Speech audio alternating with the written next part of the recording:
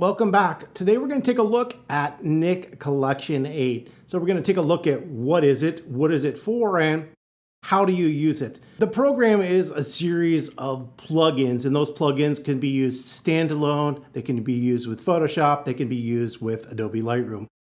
However, today we're going to take a look at how they integrate into the Adobe Photoshop ecosystem.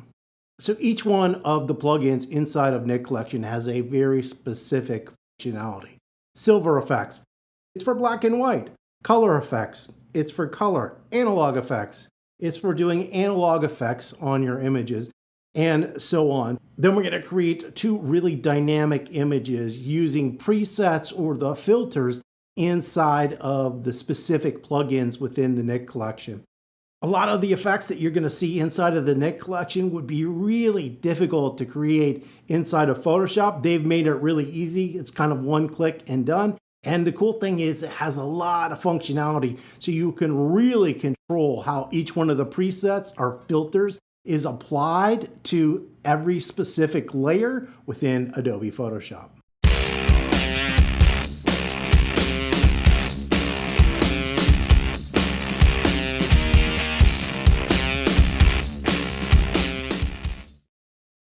And today we're going to go through the different plugins that are available. So if we come up here, there's a couple of ways to do this, but right here we'll come down and we'll drop down to Nik Collection 8, and you'll see that we have the analog effects, color effects defined, HDR with tone mapping, which really means it's just for a single image versus bracketed.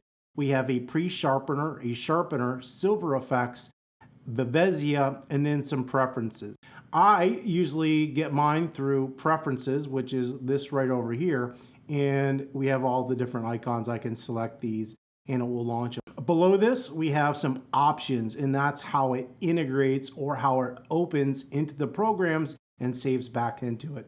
And so this video doesn't go on for an insane amount of time. We're going to quickly go through this process. The first one that we have right here is color effects. I'm going to select that. It's going to take my photo and the masks, because that's the way I have it set up, though there's no masks on this image. And it's going to throw it over into the program for color effects.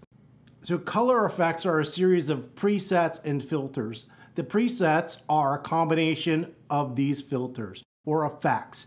And all you would have to do is select one of these, and you can see on this hand side, it's now applied that effect. Now what's great about these is just because I applied it, I can still come over here on the right hand side and adjust that. So we've got a whole bunch of different filters or effects that you can apply to the image, and they are color based. Next we have silver effects, and silver effects, just like color effect, has a very specific application, and it is for adjusting black and white images and different effects. So right here we have some presets. I can click on this right here. This is the before, this is the after. We can also scroll down here, open this up, and you can see here are the different options for filters that we have that we can apply to this image. Next we have analog effects, and analog effects and silver effects are probably my favorite.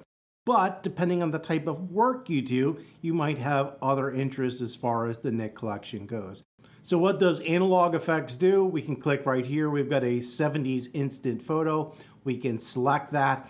It's going to apply a preset. The preset is going to give our image a look like this. I can slide this over so we can see the whole thing. So I slid the before and after over. This is what we get. Everything that's in this preset is on the right hand side of the screen. It is all fully adjustable, and if we just wanted to add something extra to this or take something away, we could simply come over here, because you can add any filter to any preset or anywhere at the time. Now the way this works is, and I'll just go ahead and apply this one just so we can see it. I'm going to hit apply, and it's going to take what it did here as the preset and then throw it back into Adobe Photoshop. Now if you were working just in the standalone program, you would just export this. As you can see up here, we do have an export. We are back inside of Photoshop. You can see that effect that we created, and the analog effects is saved. It says analog effects over here. It's saved as its own layer. So if I want to turn it on and off, we can do that. Next, we have the Bezier. And what you'll notice here, it's a little bit different. We do have some presets over here, but we do not have any filters. This is just for basic color adjustments. You can see right over here on the right-hand side, this is everything that it does. So it does have some basic functionality, but because I'm integrated with Adobe Photoshop, probably something that I wouldn't use. But if you were using this as a standalone application, then you would come in here to adjust your image. Next, we have Define, and it's simply a noise removal program. Next, we have Pre-Sharpener. So what Pre-Sharpener does is sharpen after you've converted your raw files. So on cameras today, they have what we call anti-aliasing filters, and they make the image a little bit soft because of that filter. You'll know on some studio cameras, they remove that filter and the images come out a little bit sharper. So this is to pre-sharpen your image because of the filter. However, this isn't something that I really recommend doing. I would say if you're going to sharpen, which I think everybody should do, it's at a very specific time. You need to size your image, and how you sharpen is very specific on output. And we'll see that when we get to the sharpener. Next, we have sharpener output. And sharpener output should be done at the end, after you've adjusted your image, when you've sized your image and you're ready to output this. Now, when you sharpen, it is specific on how you output and your size. So you should always size your image first before you use this. Actually, if you come over here, you'll see there's different ways for display, inkjet, continuous tone, halftone, hybrid device. Because depending on how you're going to output is going to be dependent on how you sharpen your image. What's great about sharpener output is the control that you get in your image over the sharpening process. So like in skin tones, you don't want to sharpen someone's skin because that would be weird. Sharpening, you're essentially increasing the contrast of edges. And we get a whole lot more control in this program over that process. However, there is a learning curve, understanding what's going on over here and how it will affect your image. One thing I do see a lot that people do is they extremely over sharpen images. This is a great tool, but there is a little bit of a learning curve. I will make a video and explain on how this works and how you should use it. The last of the plugins is very similar. When we click here, we've got HDR and HDR tone mapping. What bracketing means is you take a series of exposures. So if we think of this as perfectly exposed, then we're going to take one that's overexposed and one that's underexposed and combine those. So when you make it darker, you're actually getting highlight detail, and when you overexpose, you're actually getting shadow detail. So kind of the opposite of what you think. In this case, we don't have a series of bracketed images. Lastly, we have HDR effects with tone mapping. And so the tone mapping aspect is for a single image, and it's trying to create an HDR image, but from one image versus the traditional HDR in which you use 3 or 5 or 7 bracketed images together. You can already see in this image, it has really opened up the shadows here and it's evened out the whole photo. I can come over here and click on balance and it's going to give us effect. I can take this little slider and slide this over. What HDR stands for is called high dynamic range. And what that means is a camera can only grab so much information in one exposure. So bracketed images or HDR, you take one image for the midtones, one for the shadows, one for the highlights. And you can combine the best aspects of each of those images together to give you an expanded dynamic range. So what's happening in HDR effects with tone mapping is the program is optimizing your image to give you the best shadow detail, highlight detail, midtone detail, to give you that kind of high dynamic range in your image, or as much as you can get from a single exposure. We can come over here and see some deep, and it's going to give us a different effect there. This is HDR effects with tone mapping, and just like everything over here, we do have some presets, and you can adjust those options over here on the right-hand side.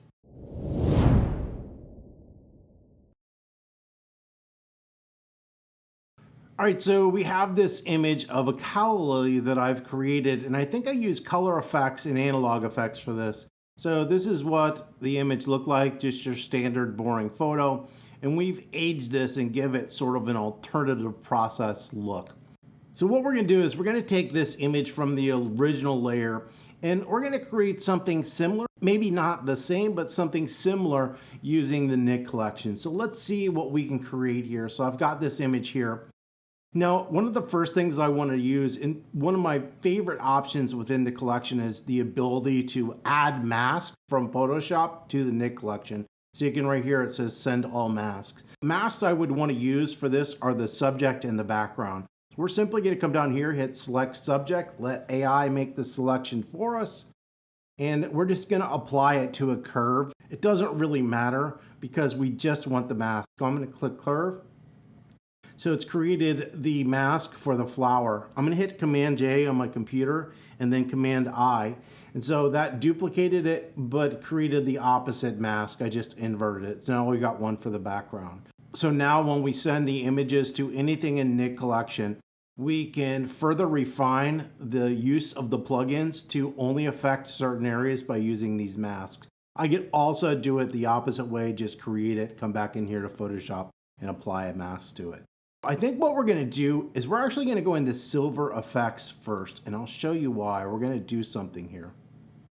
I like the color, but I don't want all the color, but I don't want to get rid of too much color. All right, so inside of silver effects, we're here in presets, and we have a whole bunch of different options that we can sort of scroll through to get some different looks. These looks were anything that we like. We can easily scroll through and see if there's a specific preset that has exactly what we want.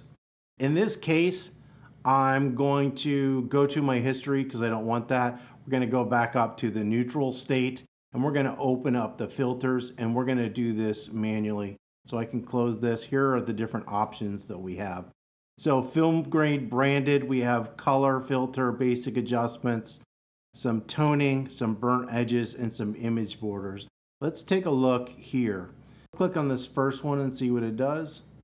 Looks like that's just an original. This is going to be branded, so it's going to be specific film looks. And this is just to add a little bit of texture back into the photos. I'm not seeing what I want with this Rolly Ortho. So what we're going to do is we're just going to select here. So this is just a different way to do the same thing. We're going to come up here to this negative, and when I hover over them, they're going to give us effects. All right. This looks pretty good. It's giving us a little texture in the flower, so that's what we want. So that's going to be our first step here. And I think that looks pretty good. So what we're going to do is we're going to simply hit apply, but we're going to do something weird to this that most people aren't used to. What we've done is we've come in here and all we did was just add a little noise and grain. We gave it a little bit of a film effect. But in doing so, we've also lost the color. So what I'm going to do is I'm going to just slide the opacity out and add some subtle color back into this. All right, it is getting rid of some of that grain. That's okay. We're going to get more grain later on. So we're going to come in here, do the same thing. We're going to now click on analog effects. We're going to go into analog effects and see kind of what textures and layers we can add to this image to make it just a little bit more interesting. So we can come up in here. We've got a ton of presets. All right, so I can simply scroll through all these different presets and take a look at different looks and see if there's anything I like. So here's an effect, and it might not be perfect, but the great thing is just because this is a preset, we have the ability to come over here and further edit it. In this case, that's not what I'm looking for. So this is good. I'm not a fan of the color, right?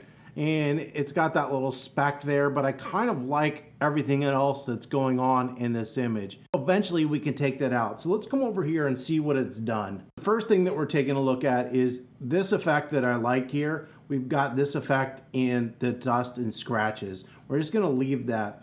Then it looks like we've got a little bit of a lens vignette. I don't know if we need that or not. So I think I'm gonna turn that off for now. And down here where it's turned it that green color, I don't really want that. I'm looking for more of a neutral color. So let's go ahead and select neutral and click on one of those colors and see what it gives us. All right, so we have selected this neutral film type number 1, and I could simply go through here and start selecting each image. and it's basically making subtle changes as I do that. I'm just going to come up here and just select this first one. And then we're going to come down here. So we've got the strength of that. We have the grains per pixel and the hardness. So I can come in here and I can adjust this information to change the effect that we're getting over here. So I think this looks pretty good, but one issue I have here is it did totally get rid of the color, and that's not something that I want. So what we can do is we can come down here to our history. So we have this, so I've opened up history, and right here we have all the different options that we've selected. In this case, we're just gonna go back up to basic adjustments and start over. In this case, I don't wanna totally lose that color. So let's go ahead, open this back up, and let's take a look at something different. In this case, let's add paper textures and see what that looks like. So we're gonna come in here, we have some options. I'm gonna go to vintage, and we'll just click on something to see what it looks like. All right, that's too strong. All right, that's better. Let's come in here, let's take a look at worn. That's gonna be too strong. Classic. Let's just click on maybe a simpler one.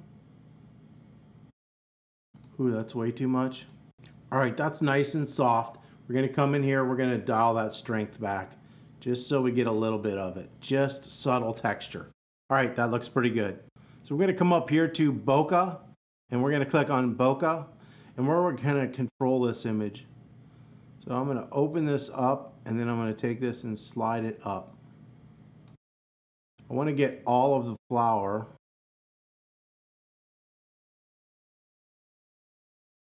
Let me move this up so we get all that. And then I want to stretch this down. So what's going to happen here is inside this circle, nothing's going to happen, and then it's going to fade this out from 0 to 100% of the effect. So as it goes out, it's going to get stronger. We can come in here and change this. So if I want to blur the strength a little bit, and what I'm trying to do is just kind of fade this. Let's go here. I don't want to lose anything on the flower, but I want it to start fading from about there. So that looks pretty good. Let's go ahead and move on. Let's take a look at photo plate. So we're going to click on photo plate, and here's one of the ones where we might not want this through our whole image, maybe just a portion of their image, but let's go ahead and take a look. So we have streaked. I can click on this and go to corroded or concrete. Let's go to corroded, and let's click on this one. All right, that's okay, but that's not what I wanted. We'll select another one. That's too much. Let's go back to streaked. All right, that's better. Click on this one. All right, that's not bad. Click here. All right, I think I like that one down here the best so far.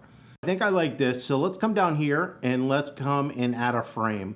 So we're gonna select our frames, and I don't think I'm gonna use any of these frames. Let's go down to Lightbox and see what we get there.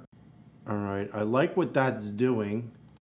This one is sort of similar to what I was using before because it has that brownish color.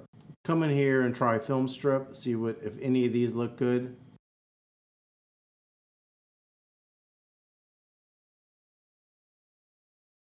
All right, that's not bad. I don't like the bluish color, but I like the effect. So what we're gonna do is we're gonna undo this, and I'm gonna do something interesting. So we're gonna go ahead and hit apply. So we're gonna save from this state. So I'm gonna hit apply. You can see right here, we've created a new layer. And the issue was the blue color, but I liked the effect, but I didn't like the blue color. So what we're gonna do is we're gonna go back into analog effects again, and we're gonna click on frames. We're gonna go into Lightbox. Come back down here and take a look at the one that I thought was too blue. And that's not too bad. So let's go ahead and apply that just to see what we can do. So the issue here is it made it cool, and I don't want it to be cool. All right, so we're back here. You can see it's created its own layer. What we're gonna do here is, because we just want to get rid of that color, I'm gonna go into hue saturation, and I'm gonna click on my cyans, and I'm gonna desaturate cyans, and I'm gonna desaturate blue. So essentially now we got that effect, but we removed that blue color. I'm actually going to go into my curve and drag this up on top because I want to use it since it selected that image. I'm going to select it here, and I just want to brighten this image. The flower is getting a little bit too dark, so I'm going to brighten that up. Since I already had the mask and everything created, might as well use that layer since we weren't. So this looks pretty good. We now have this image here. Let's go ahead and take this image and now slide it over into color effects. And what I want to do is maybe just age this with a simple color. So we can come up here, we can take a look at some presets. So here's a, don't know what summer is. That's a little bit too much. We've got sort of a green color here. Let's do some other funky stuff to it. Got color there. If we wanted to go more neutral, we could come down here. That's actually not too bad. Let's go to the filters and just go to the original image. So let's come down and try Photo Stylizer. So I'm going to select that, and you can see over here it's giving us some different tones. I think we're going to select the russet, and then down here we've got this style. We can come over here and try these different effects, see what we like.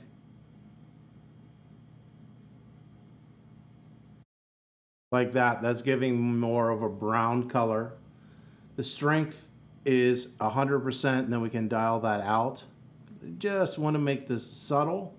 Let's go ahead and hit apply.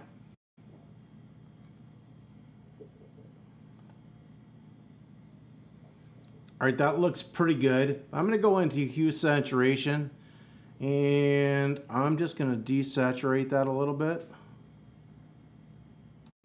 I can shift that color around a little bit.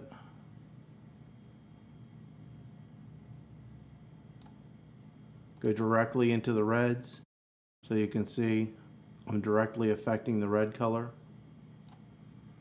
Just going to go here and go this way. It's going to make it a little more yellow. All right, that looks pretty good. So one of the things, it did get a little dark in this area. We're going to go ahead and just open that up a little bit with a curves adjustment. So I'm going to go make a curves adjustment.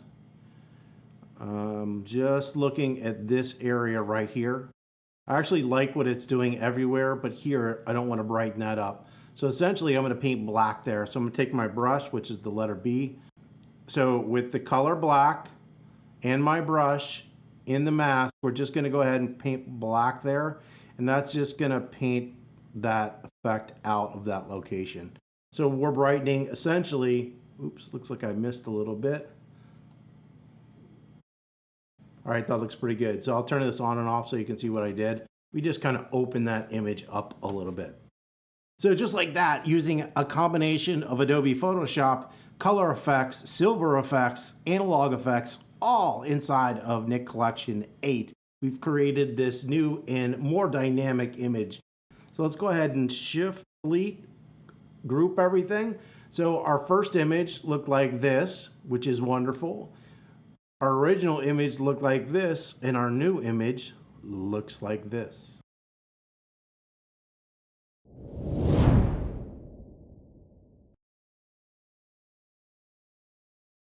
All right, we have this image of a star magnolia that I've taken years ago out in my backyard. And let's see if we can make this just a little bit more exciting. So one of the issues with this image, and this is something I'm just going to tackle here in Photoshop, is I don't know how well this is going to be able to be seen, but if I zoom way in, do you see this blue color here? This is called chromatic aberration, and this happens on edges. And I think I'll leave it zoomed in so we can see this. What we're going to do, and you could do this in the raw state as well, but we're going to come up here to filter, and we're going to drop down to lens correction. And so lens correction is going to launch this window, and by default, it's turning on geometric distortion, adjusting for the lens. We don't care about that.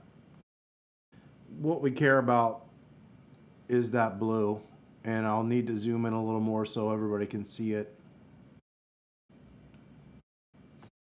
All right, so it's a little more visible there. We're going to go into custom because they're just going to have to manually dial this in and out. And you can see right here, chromatic aberration. We want the red and the cyan. So we're going to go this way on the cyan and see if we can remove this. And I'm just going to do this in small little steps. I'm looking over here to make sure that the computer catches up with me. So when I slide it, you see there on the bottom left where it's blue, it's just kind of working its magic. And you can see it's starting to disappear. What's going to happen is this is going to give us like some sort of a weird halo edge. And if I go too far, it might add another color, but I'll just go all the way just so you can see. And we're just looking here at this edge. It looks like we still got a little bit of it right here. So we can come down here. We've also got some blue and yellow fringe, and we've got a little bit of sort of more cyan right here. I can come over here and just adjust this and see if it does anything. Wait for that little blue to progress line to go. And I don't think it's going to do but too much to it. So we're just going to leave it there. I don't think it really affected the image at all. I'm going to go ahead and hit OK. And hopefully that makes our image, as you can see, it's more of a natural color now. I'm going to hit Command 0, and we should be in a better spot. Maybe not perfect, but in a better spot. Let's take this image and warm it up a little bit.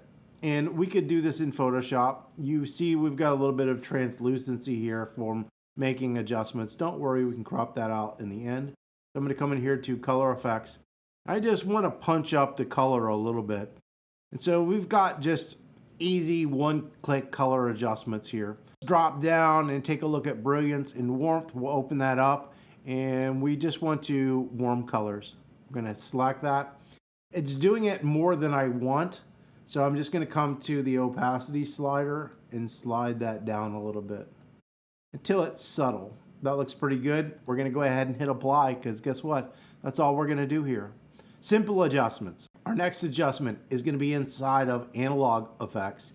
So I'm going to go ahead and select analog effects. We're going to come over here to bokeh. We're going to select that bokeh, and we're going to move this out, make it closer to around the shape of the flower. Just go like that. That's just going to soften those edges that we see right there. I'm going to go ahead and change that to a different aperture shape, and that looks pretty good. So let's come back here and add something just a little bit different. And in this case, I want to add some dirt and scratches to this image. So we're going to go ahead and select that. And we're going to come down here to organic. And we'll go ahead and just select some different ones. We're just simply looking here. So you can see better, I'm just going to make this bigger so we can see what's going on. So that's too strong. Not what I want. Come down here. I think this looks better, I think. Now it looks like a vintage paper. Let's try this one. Too strong.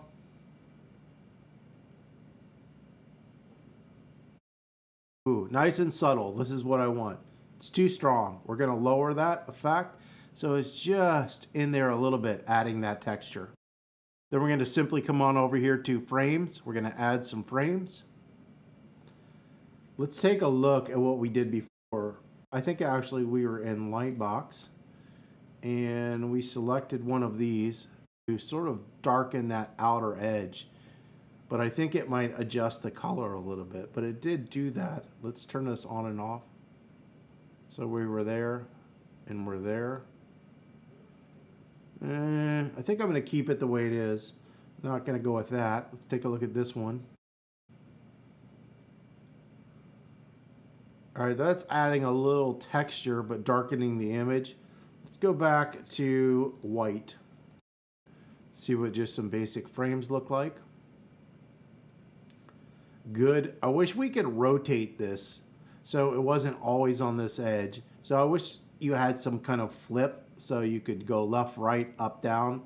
Something you might want to think about, DxO. Let's come on over here. All right, that's not too bad. What happens if I pull this out a little bit? All right, that looks pretty good. Maybe this one. Let's take a look at some others. Ooh, I think this is what we're looking for here. So we're going to go ahead and go with that. I'm going to go ahead and hit apply, and we're going to throw this back over into the program.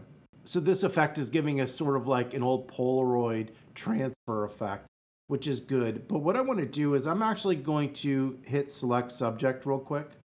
We can always get rid of this, but I want to select the subject. And I'm just going to make it on a basic curves adjustment layer. I'm not going to use the curves adjustment. I just want the mask, but I don't want the stem in this part. The letter B, make sure the color black is your foreground color. And we're just going to say, go away. All right. Didn't get it perfect. So I'm going to hold Option and click on the mask. Oh, I see what it is. My flow is down. And we're just going to paint this out. I can simply do this right here in the mask to make sure it's more accurate. Click on this again. And that looks pretty good. We can always go back in there and adjust or further edit that. So that's good. We're going to take this and throw it back into analog effects again, because I'm going to try something. I don't know if it's going to work, but it can't hurt to try. So the key thing is making that mask. So what we're going to do is come in here to photo plate and select that. And we've got that photo plate. So you know what I did is I actually made the mask, but I made the mask on the flower. I want the mask to hide the flower, not show the flower. So it's not a big deal. When you screw things up, there's always ways around it. So we've got this kind of cool effect right here. I'm going to lower that because I don't want it that strong. And this image, I don't know if I want this over the flower. I just might want it in the background. But since we've got these up, let's come in here and just take a look at a couple others just to make sure that's exactly what we want.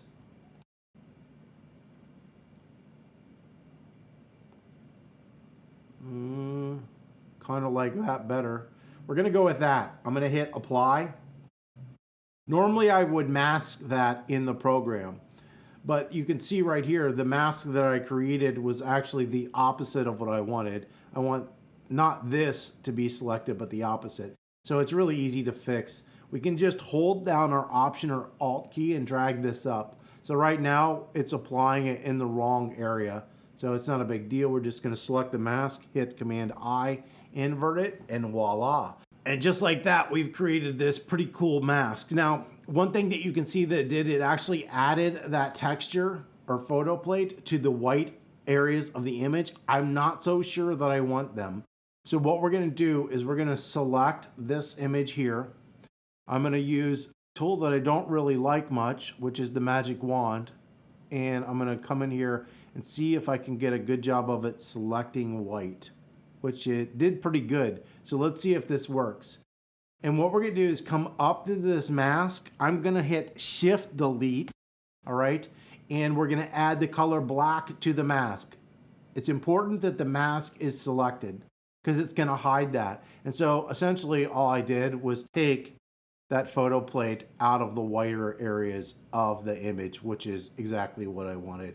And if I needed to go in and refine it, I could use a brush or some other techniques. But yeah, I'm pretty happy with that effect. So right here, it's a little distracting because that's kind of really close to the flower. And we can simply just come in here and hit plus and use any one of these. I don't think we need like a super fancy remove tool for this. I'm going to take out spots because they're just a little bit too strong in that area. I'm going to get rid of that one, and that looks pretty good. And so this is our final image of the star magnolia. I'll select all these layers, put them in a group for everybody, and we started off like this and ended up like this.